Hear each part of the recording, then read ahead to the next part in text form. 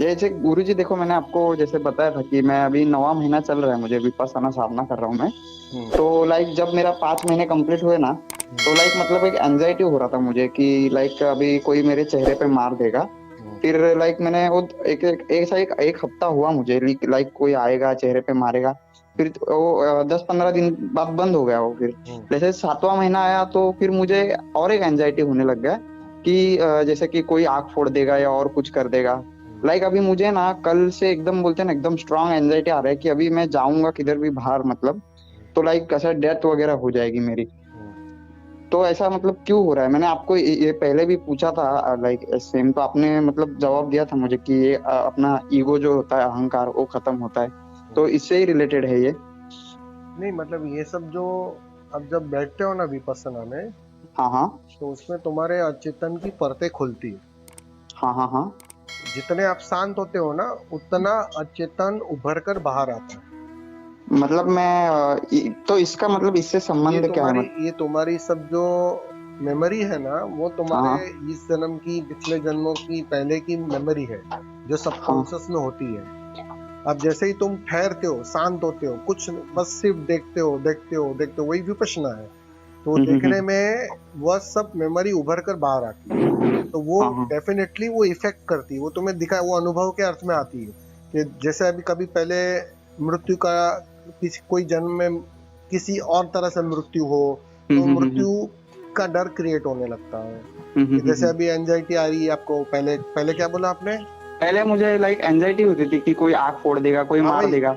मतलब लेकिन ऐसा अभी कोई, लेकिन जो एंजाइटी आ रही है वो लाइक डायरेक्ट नहीं मृत्यु नहीं के नहीं, मतलब। वही मैं बोल रहा हूँ। तो वो जो जब आंख फोड़ने का और कोई हाँ मारेगा, हाँ हाँ हाँ वो कभी ऐसा कोई अनुभव हुआ है आपको पिछले हाँ पिछले हाँ हाँ जन्मों हाँ। में, तो वो आपको गहरे अचेतन में है अभी भी उसकी। तो वो हम्म परत खुली, वो परत खुली तो कुछ पीरियड तक वो उसकी पीड़ा रही। और हम्म। जैसे ही वो रिलीज हो गए, मतलब वो क्लियर हो गई, मतलब उतना सबकॉन्शियस आपका साफ हो गया, क्लियर हो हाँ गया। हाँ, राइट राइट। एक आप लाइक 4-5 दिन ऐसा एक हुआ, फिर चैप्टर बंद हो खत्म गया। हो गया, एक हाँ चैप्टर हाँ। खत्म हो गया, फिर नया चैप्टर शुरू। अभी आप अभी भी फिर आप देख रहे हो तो अभी और कोई जन्म की या और कोई पीड़ा होगी, वो उभर कर बाहर आती है। फिर मतलब मरने का आपको डर होता है अभी तो वो आप बाहर जैसे, आता है। हाँ हाँ, जैसे अभी 9 महीना हो गया, मेरा ध्यान वगैरह तो अच्छा हो रहा है, एकदम डीप जा रहा हूँ मैं। तो लाइक मतलब पिछले जो पास्ट लाइफ का रहता है उसमें भी मतलब इन्वॉल्वमेंट होता है क्या, अपना जो या एक्सपीरियंस या रहते हैं या डेफिनेट सबकॉन्शियस मतलब वही होता है, स्टोरेज है वहाँ। इस जो जन्म का भी मतलब। इस हाँ जन्म हाँ का भी स्टोरेज है, और पिछले जितने जन्म है उस सबका हाँ हाँ हाँ स्टोरेज हाँ। है सबकॉन्शियस में। तो तो वो ये सब, मतलब ये भी चला जाएगा 2-3 दिन, जैसे पहले हाँ हुआ हाँ, था एक डेफिनेटली हफ्ता डेफिनेटली, वगैरह उसको भी वगैरह। देखो, उसको भी देखो। Okay okay okay. वो और ऐसा देखते मतलब इसका देखते रियल सब लाइफ गुजर से जाएगा। ऐसा कुछ कनेक्शन नहीं है ना, नहीं जैसे नहीं कि नहीं नहीं नहीं, वो जे, सबकॉन्स देखो, हम्म। ये क्या होता है कि जैसे जैसे ये सबकॉन्शियस खाली होता है ना, हाँ हाँ हाँ हाँ उतने तुम शांत होते जाओगे, उतनी हाँ, बेचैनी राइट चली राइट जाएगी, राइट, हाँ हाँ। उतनी आपको लगेगा एक रिलीफ मिलेगी। क्योंकि सबकॉन्शियस में जब तक कचरा रहता है ना, तुम चैन से हम्म। बैठ नहीं सकते हो, समाधि घट नहीं सकती, समाधान नहीं आ सकता। नहीं नहीं, बराबर है बराबर है। समाधान आएगा ही तब जब सबकॉन्शियस पूरी तरह क्लियर हो जाएगा, साफ हो जाएगा। तो तो अभी ये मतलब ये प्रक्रिया है विपश्यना। लास्ट स्टेज है मेरा कि इसके बाद भी और हो सकता है मतलब मुझे एंजाइटी वगैरह? नहीं नहीं, हो सकती है। जो भी अंदर कुछ भी रिलेटेड होगा, कोई ऐसी मेमोरी होगी, वो रिलीज होगी, वो सब परतें उसे बस खुलती है। देखना है बिना भाव से और छोड़ बस देना है कुछ बस। करना नहीं है, देखना है सिर्फ। ओके ओके ओके, बस वही प्रश्न था मेरा एक्चुअली, कैसे चिंता हो रही थी मुझे। मुझे लगा क्या लाइक ऐसा कुछ हो, मतलब बोलते हैं ना अपन की, एक डर लगता है कि होगा तो नहीं ऐसा बाहर जाऊंगा तो, लाइक मन में, तो इसके लिए मैंने बोला कि नहीं पूछ नहीं, लेता हूँ वो एक बार। बस आप वो देखते रहो, उसको देखते रहो देखते रहो, वो अपने आप रिलीज हो जाएगी। ठीक ठीक है, चलेगा गुरुजी, धन्यवाद धन्यवाद गुरुजी, हाँ। अच्छा, एक तो मेरा प्रश्न है स्वामी जी, जैसे काफी टाइम से मैं सत्संग अटेंड कर रहा हूँ, तो आपने काफी सजेस्ट किया था कि डायनामिक मेडिटेशन करें। सो लगभग 1-1.5 महीने से डायनामिक मेडिटेशन मैंने शुरू किया है। कितना दिन हुआ? लगभग 1-1.5 महीना हुआ है। 1.5 महीना, ओके। मतलब उससे मुझे डिफरेंस तो काफी फील होता है कि पहले काफी स्ट्रेस रहता था, बिना बात पे टेंशन सा रहता था। मेरे साथ जहाँ एक शॉर्टकमिंग आ रही है ना, वो ये आ रही है कि मैं डेली नहीं कर पा रहा हूँ, मतलब बीच में थोड़ा थोड़ा ब्रेक लग जाता है, 1 दिन 2 दिन, फिर दोबारा रिज्यूम करता हूँ, हिम्मत करता हूँ, फिर एक बार कर लेता हूँ, थोड़ा सा वो ब्रेक लग जाता है। सो थोड़ा सा मेरे दिमाग में एक कंसर्न था कि ऐसे पूरा एफर्ट लॉस तो नहीं हो जाएगा? नहीं, इसमें क्या है कि बिगिनिंग में जब हम ध्यान की यात्रा शुरू करते हैं ना भीतर की, तो जी, जी। उसमें बिगिनिंग में एक कंटिन्यूटी चाहिए, एक सातत्य अच्छा चाहिए, जी। क्योंकि पहले हम कमजोर होते हैं। जी। फिजिकली आप स्ट्रांग हो सकते हो, लेकिन एनर्जेटिकली कमजोर होते हो, क्योंकि कुंडलिनी की जो ऊर्जा है ना वो एक्टिव होनी चाहिए। वो क्योंकि सारा काम, आगे का जो ध्यान है, आगे की जो यात्रा है, वो कौन करवाता है? ऊर्जा करवाती है, एनर्जी करवाती है। अब वो एनर्जी रिजर्वायर है आपके भीतर कुंडलिनी में। अब उसको चोट पहुंचाने के लिए, उस पर काम करने के लिए शुरुआत में एक सातत्य चाहिए, कंटिन्यूटी चाहिए। जब आप 3 महीना 4 महीना कंटिन्यूटी एक बार एक धार से काम करते हैं ना, वो पानी की धार कैसे पड़ती है, तो धार के साथ वो चट्टान टूटती है। बिल्कुल बिल्कुल। तो वैसा ही शुरुआत में तो चाहिए, संकल्प की बहुत जरूरत है। बिना संकल्प के काम नहीं हो सकता है। मतलब एक सातत्य जरूर चाहिए। हाँ, एक बार एक संकल्प पूरा ले लिया आपने, 3 महीना ठीक से प्रयोग कर लिया, फिर आपकी ही ऊर्जा, आपकी ही कुंडलिनी एक्टिव हो जाएगी। Right right. आपकी ही शक्ति एक्टिव हो जाएगी और अब आप शक्तिशाली हो जाओगे। जैसे ही आप शक्तिशाली हो जाओगे, आगे का काम ऊर्जा करेगी, फिर तुम्हें करना कम पड़ेगा, ऊर्जा अपने से करेगी। Right right. आप समझ रहे हो? अभी आप कमजोर हो, अभी आप कमजोर हो। पहले आपको बलवान होना पड़ेगा, ताकतवर होना पड़ेगा। और ताकतवर का मतलब ही इतना है कि तुम्हारी अपनी एनर्जी जगनी चाहिए, एक्टिव होनी चाहिए। तो ये पर्टिकुलर प्रयोग का यही तात्पर्य है कि ठीक से एक्टिव करोगे एनर्जी, तो फिर धीरे धीरे फिर वो अपने आप फिर भले छूट जाए, बीच बीच में गैप हो जाए, फिर फर्क नहीं पड़ेगा। क्यों? क्योंकि ऊर्जा से ऊर्जा का काम होगा, फिर करना कम होगा और ध्यान सहज घटने लगेगा। वो अवस्था आएगी। Right right. तो शुरुआत में तो चाहिए संकल्प की जरूरत है। ठीक है ठीक है।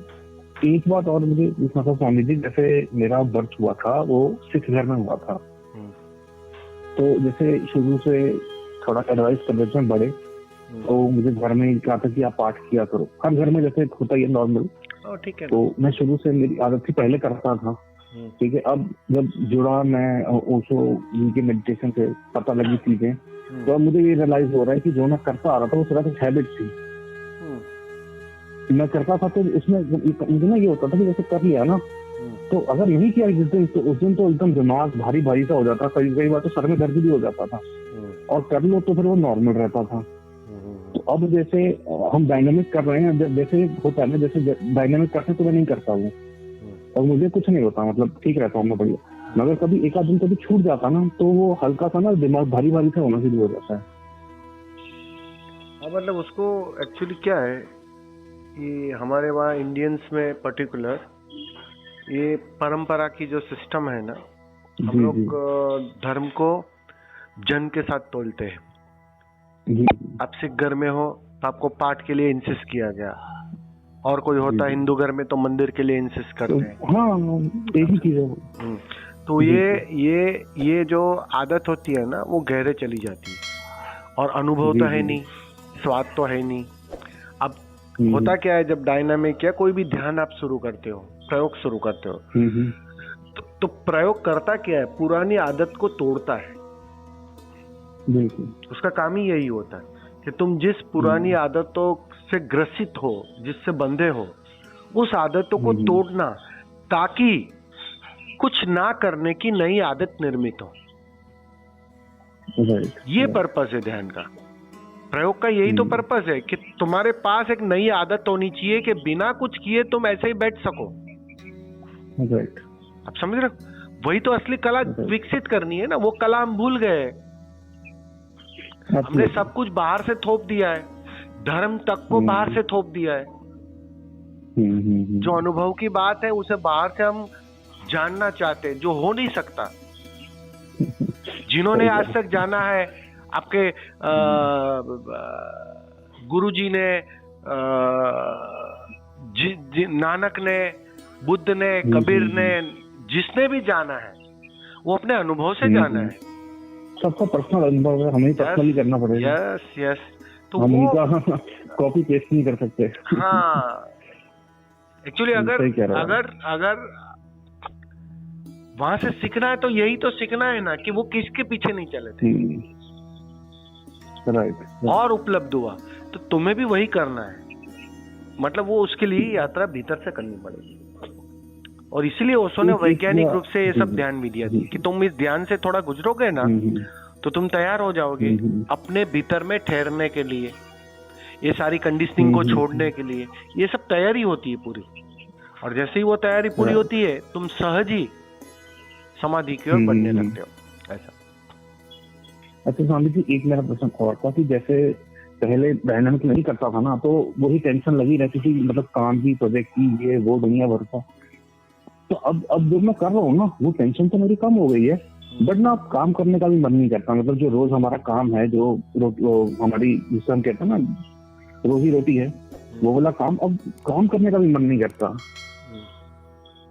नहीं, वो तो देखो ध्यान, मैंने कहा ना कि ये प्रयोग के मतलब ही यही होते हैं कि तुम्हारी सब आदतें टूटती है। हाँ, वो टूट गया मेरे ख्याल से। जो करने का एक पागलपन होता है पहले, हाँ वो था। और जीवन में अगर बेचैनी है तो करने के पागलपन के वजह से बेचैनी है, ना करने के वजह से नहीं। ध्यान ना करने की कला है, सिर्फ होने की कला है। तो उसमें सीधे तुम प्रवेश नहीं कर पाते थे, इसलिए प्रयोग से गुजरना पड़ता है। प्रयोग से गुजरते हो तो वो कला विकसित होती है। मतलब जो ऊर्जा पहले एक्टिव थी वो पैसिव होने लगती है। अब ठहरना अच्छा लगता है, प्रकृति में जीना अच्छा लगता है, अकेले रहना अच्छा लगता है। संगीत पहले कुछ सुनते थे, अब एकदम पैसिव संगीत अच्छा लगता है, साइलेंट संगीत अच्छा लगता है। तो ये सब चीज बदलती जाती है। तो सीधी सी बात है, जो आप सोच रहे हो कि भाई वो काम करना और वो सब नहीं अच्छा लगता है, तो वही रीजन है उसका कि वो पैसिवनेस आ जाती है, भागा दौड़। मतलब एक पागलपन जो था ना पहले कि ये प्राप्त कर लो, ये पालो, धन कमा लो, वो कमा लो, वो पागलपन कम हो जाता है। हाँ, वो उससे पहले दिमाग में था कि ये करना है, ये बनना है, अचीव करना है, तो काम करते थे। अब बिल्कुल काम ही छूट गया। तो थोड़ा सा ही कंसर्न करता है कि अभी तो क्या, इसमें कोई दिक्कत नहीं है, बट लॉन्ग टर्म में जो रोजी रोटी है वो फिर थोड़ा सा वही उसके लिए वो थोड़ा बैलेंस ऐसे करने का कि प्रयोग करने हैं, प्रयोग भी करने हैं, ध्यान भी करना है, और एज ए प्लेफुली आपका जो जॉब है, आपका जो 8 घंटा 10 घंटा जो रोजी रोटी के लिए काम करना है, वो तो करना ही है, डेफिनेटली करना है, उससे भागना नहीं है। वो आप करते रहो एज ए जॉब। जैसे आपको कहीं जॉब कर रहे हो, आप काम कर रहे हो अपना, आप जॉब कर रहे हो या पर्सनल बिजनेस है? पहले तक तो जॉब करता था लॉकडाउन के बाद, बट अब अपना प्रोजेक्ट शुरू किया मैंने, खुद अपना काम शुरू किया। तो वही प्रोजेक्ट पे ही काम कर रहा हूँ मैं। तो पहले तो करता रहता था कि टेंशन थी कि नहीं यार अपना करना है। अब थोड़ा सा रिलैक्स रहने का मन करता कि अरे यार काम वाम साइड में करो, मन नहीं करता बिल्कुल करना।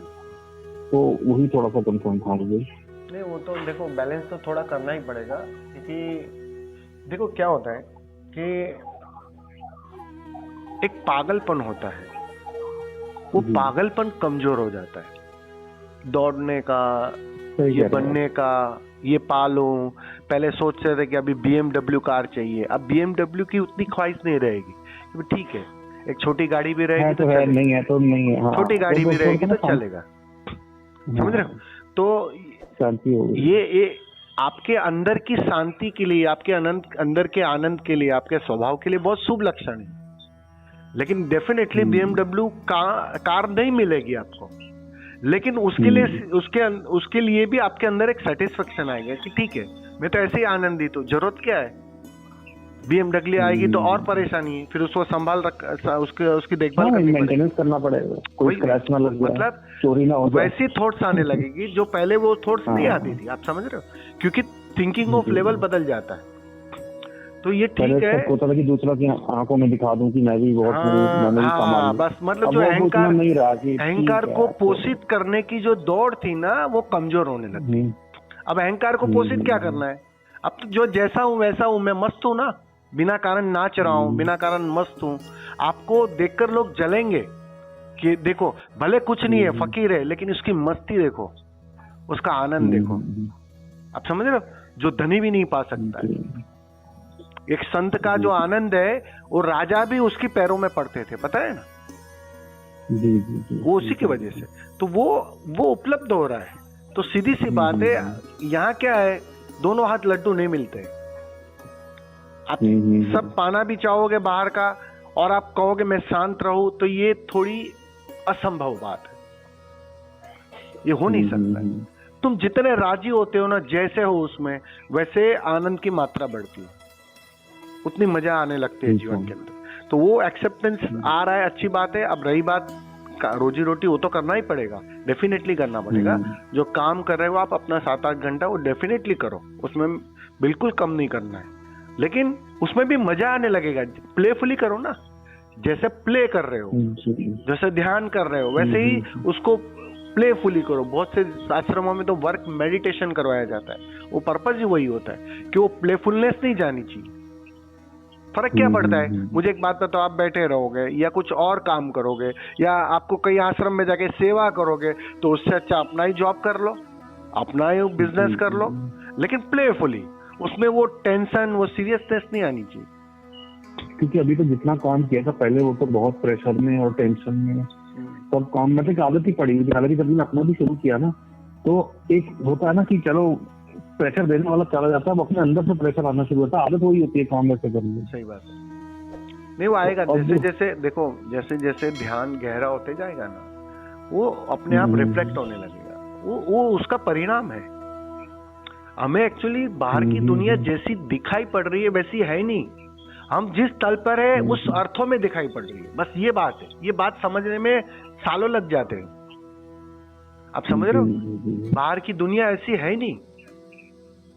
किसी हारे हुए को पूछोगे तो कहेगा कि दुनिया बहुत खराब है, किसी जीते हुए को पूछोगे तो बोलते हैं कि दुनिया बहुत सुंदर है, बहुत अच्छी है, बहुत अच्छी है। लेकिन वो दुनिया के संबंध में नहीं बता रहा है, वो अपने संबंध में बता रहा है, अपने एक्सपीरियंस कि भाई मैं मूलाधार से बात कर रहा हूं, तो मुझे दुनिया खराब लग रही है, या पत्थर ही पत्थर नजर आ रहे हैं। और यही व्यक्ति जब सहस्त्रार को उपलब्ध हो जाता है, सहस्त्रार में जीने लगता है, समाधि में जीने लगता है, तो वही कहेगा यहाँ परमात्मा के अतिरिक्त मुझे कुछ नहीं दिखाई पड़ रहा है। तुम्हें पत्थर दिखाई पड़ रहा है, मुझे तो परमात्मा दिखाई पड़ रहा है। बस ये फर्क हो जाता है। तो ये ध्यान धीरे धीरे वही फर्क लाएगा। ठीक है, एक मेरा क्वेश्चन और स्वामी जी था, जैसे काफी मैं ऑडियो वगैरह उस को सुनता रहता हूँ, उन्होंने एक बात को बार बार जोर दिया है कि किसी जीवित गुरु की तलाश करो। अब यहाँ पे थोड़ा सा मुझे कंसर्न ये आ जाता है कि जैसे अगर वो कह रहे हैं जीवित, तो जैसे हम वीडियो कॉन्फ्रेंसिंग के थ्रू कर रहे हैं, टेलीफोन के थ्रू कर रहे हैं, वो हो सकता है यहाँ एक फिजिकल प्रेजेंस, मतलब फिजिकली ही जरूरी है। नहीं, उसमें है तुम्हारी सरेंडरनेस चाहिए, तुम्हारा एक्सेप्टेंस चाहिए। तुम झुकते हो ना, तो परमात्मा तुम्हारे करीब आ जाता है, जीवित गुरु तुम्हारे करीब आ जाता है। ये नियम है, ये लो है। जितना गड्ढा होता है, हर तरफ की नदियां तुम्हारी ओर बहना शुरू हो जाती है, वो ऊर्जा अपने आप तुम्हारे कनेक्टिविटी में आ जाती है। ऐसे ही मिलना नहीं होता है हमारा, वो प्यास रहती है, वो गहन गड्ढा रहता है, वो स्वीकार भाव रहता है, और उसके प्रति तुम भाव से झुको। मिलना हुआ तो और भी अच्छी बात है, लेकिन मिलना नहीं हो पा रहा है या करीब नहीं जा पा रहे हो, उसका रोना नहीं रोना है। तुम भाव से कनेक्ट हो जाओ, उससे भाव से झुक जाओ, भाव से उसके प्रति प्रेम में पड़ जाओ। तुम देखो, अस्तित्व का एक नियम है, जितने तुम प्रेम में होते हो, गड्ढे होते हो, वहां से एक बाढ़ आनी शुरू हो जाती है और वह तुम पर काम करना शुरू करती है। तो झुकना भीतर से, भाव से समर्पित हो जाओ, जुड़े हो। ऐसे ही नहीं जुड़ना हो तुम्हारा मेरा, वो अस्तित्व ने ऐसे ही नहीं आयोजन किया है। समझ रहे हो? वो एक हम तो झुके, बाकी काम अपने आप होगा तो होगा, होगा ही। आप समझे नहीं, जो झुकता है हमारे अंदर से तो वही दिखेगा ना। हम आशा भी नहीं करनी चाहिए, जैसे आपने बताया था, आशा करने को भी काम करा। तो यहाँ का नियम कैसा है, तुम प्यासे हो जाओ, कुआं तुम्हारे पास दौड़ा चला आएगा। ये अध्यात्म का नियम ऐसा है। बाहर का नियम उल्टा है कि कुएं के पास तुम्हें जाना पड़ेगा, जाना पड़ता है, वहां पे सीधी बात है, मार्केट प्लेस। हाँ, लेकिन यहाँ उल्टी बात है। यहाँ तुम प्यासे हो जाओ, तुम तड़प जाओ, तुम गहन गड्ढे हो जाओ। तुम देखो, चारों तरफ से पानी, चारों तरफ से आयोजन हो जाता है। ये अपने आप होता है, जी। समझे? उसकी चिंता मत करो, तुम्हारा कनेक्शन हो ही चुका है, बस तुम पूरी तरह समर्पित हो जाओ, एक गहन स्वीकार भाव, गहन श्रद्धा से बढ़ जाओ। जितनी श्रद्धा बढ़ेगी, जितना स्वीकार भाव बढ़ेगा, जितना झुकाव होगा, तुम देखोगे उतनी धार बढ़ती जाएगी, उतना मिलन बढ़ता जाएगा, ये अपने आप होगा।